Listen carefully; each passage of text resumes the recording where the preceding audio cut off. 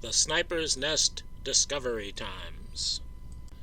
The Mooney time is 12:58 approximately, and there's very strong evidence to support the Mooney time. In his Warren Commission account, Mooney is a little vague, but he says it was approaching 1 o'clock, it could have been 1 o'clock, and that he didn't look at his watch. That's consistent with a time of 12:58. And Mooney said that when he made his discovery, he hollered out the window for the crime lab, and we have Tom Allier film of what's outside the window at that time. I won't get into in this video into proving how I know that, but here we see Sergeant Harkness looking up at the window, listening to what Mooney says, and then going to his motorcycle to call in for the crime lab. And at approximately 12:58 on the police radio, we hear 260, which is apparently Sergeant Harkness, call in for the crime lab, and that's what puts the hard time on it. 12:58 is the time announcements aren't too close to this, but I estimate that it's at 12:58. 260. Get a 508 down to Texas School Book Depository. Simple. And then we have Lieutenant Day of the crime lab. He doesn't give a sharp time for when he got the message. He just says shortly before 1 o'clock he received a call from the police dispatcher to go to 411 Elm Street. He gives a sharp time for when he leaves headquarters, that being 1 p.m., and arriving at the Texas School Book Depository at about 1:12.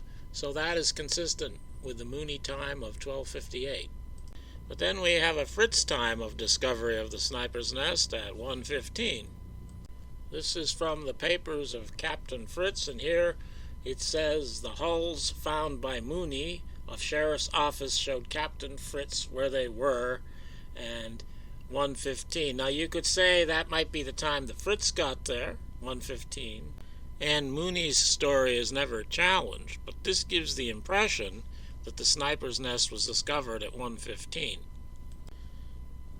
Now this comes from the report of Sims and Boyd, two homicide officers who worked directly under Captain Fritz and whom I believe cannot be trusted in this affair at all. I think they would routinely say whatever Captain Fritz told them to say. That's my impression. Some officers stayed on the 6th floor, and we went up to the 7th floor and started to search along the front windows. About this time, someone yelled that some empty hulls had been found on the 6th floor. Captain Fritz, Sims, and Boyd went to the southeast window of the 6th floor and saw 3 empty rifle hulls on the floor near the window. The empty hulls were found about 1:15. Clearly, the way this narrative is presented is that that Sims and Boyd and Fritz were all there before the shells were discovered, and then while they were searching, the shells were discovered, and Sims and Boyd arrived with Captain Fritz, so Fritz couldn't have been there before them.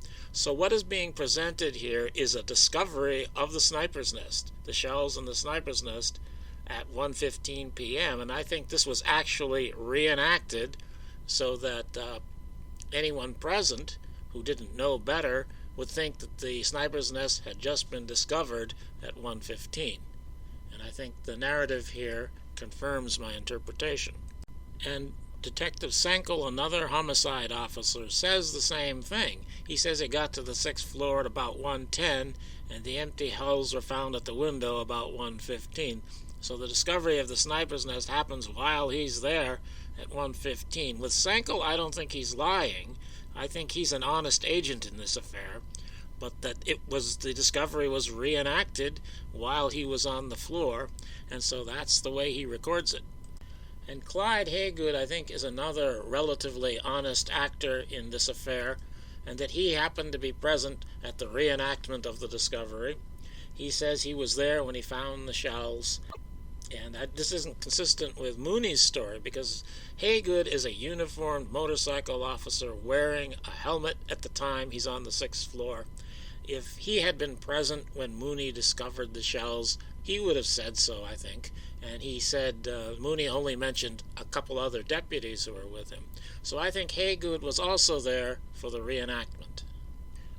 And just to underline the difference between these two stories, Deputy Mooney said here in his report, "The minute I saw the expended shells on the floor, I hung my head out of the half-opened window and signaled to Sheriff Bill Decker and Captain Will Fritz, who were outside the building, and advised them to send up the crime lab officers at once, that I had located the area from which the shots had been fired. At this time, Officers Webster and Victory and a couple other deputies were there or in the vicinity." So Fritz is outside. There's no motorcycle cops at the time that Mooney discovers the sniper's nest. So it's not the same time as the Captain Fritz reenactment. And to further underline the differences here, we have this report from Ralph Walters, another deputy. Almost immediately, Deputy Luke Mooney called out the window that he had found some shells in the southeast corner of the floor. I was approximately 8 feet from Mooney when he discovered the shells. I crawled up on a stack of pasteboard boxes full of books and looked at the spot. Mooney then leaned out the window and called down to Sheriff Decker, who was standing on the sidewalk in front of the building, requesting the sheriff to come upstairs, that he had found the shells. About this time, there were numerous city officers gathering on the streets. About 3 minutes after Deputy Mooney had called out, Chief Lumpkin and several officers from the police department came to the 6th floor and told us not to touch anything. Approximately 5 minutes later, Captain Will Fritz and several of his officers came onto this floor. So clearly we're talking about two different events with two different times here. So the Fritz time is 1:15, and that makes the official story time 1:15, and the point of moving the time is to make it seem as though Jerry Hill was at the building at 1:15, when really he was not. He was in Oak Cliff. And 1:15 also is about the time that Tippett was supposedly shot in Oak Cliff. So Jerry has something to do with what's going on in Oak Cliff, but they want to make it look like he was at the Texas School Book Depository at that time. So if Jerry is spotted in Oak Cliff, it has to be a mistake, because here we have proof that he's at the Texas School Book Depository. Now, a few years ago, maybe 3 or 4 years ago, I was trying to figure out what time Mooney discovered the sniper's nest based upon his account of what he did and the various accounts of what was going on with the elevators, and also Vicki Adams' account, because of the elevators, and she happened to go to the same elevator that Mooney had taken up, and when she got there it was stopped and he wasn't there. Anyway, it's kind of complex and not provable, but I came up with a time that I thought the discovery should have been at 12:47. That is, I thought Mooney discovered the sniper's nest at about 12:47 or 12:48. But of course, if I was right about that, if it was really discovered at 12:48, that would create a problem for the Harkness call for the crime lab, because that's at about 12:58, 10 minutes later. And I regard it as a certainty that Sergeant Harkness did call the crime lab. But I'm not sure it's certain that he called the crime lab at 12:58. Here Harkness tells Mr. Bellin of the Warren Commission that he was reassigned from the Texas School Book Depository to go search railroad cars. He doesn't say what time that happened, and I cannot determine from any source at what time that happened. Not for sure, anyway. Sergeant Harkness's last transmission on Channel 2 was actually recorded over on the recording we have. I don't want to get deep into that here, but this is a fact, as a note to the transcriber on the Warner transcript. The records have been recorded out of context for a few sentences. But when you listen to it, you can tell that a later part of the recording was recorded over this Sergeant Harkness transmission. And Sergeant Harkness here is talking about the epileptic seizure saying that that ought to be checked out, as if he thinks it might be involved with the assassination. And the time on this recording, where his transmission is recorded over, happens to be 12:48. And 12:48 is about the same time I figured for Mooney's discovery of the sniper's nest. I have 12:47 on there, but it could be 12:48 or 12:49. So I think that Sergeant Harkness actually called for the crime lab at about 12:50, and that after he did so, he was reassigned to go search railroad cars, and that his transmission regarding the sniper's nest was recorded over on the recording that we now have. Now, if I'm right, that would mean that the Harkness transmission at 12:58 would have to be fake, because Harkness was searching the railroad cars by 12:58, and therefore this would have to be a fake transmission.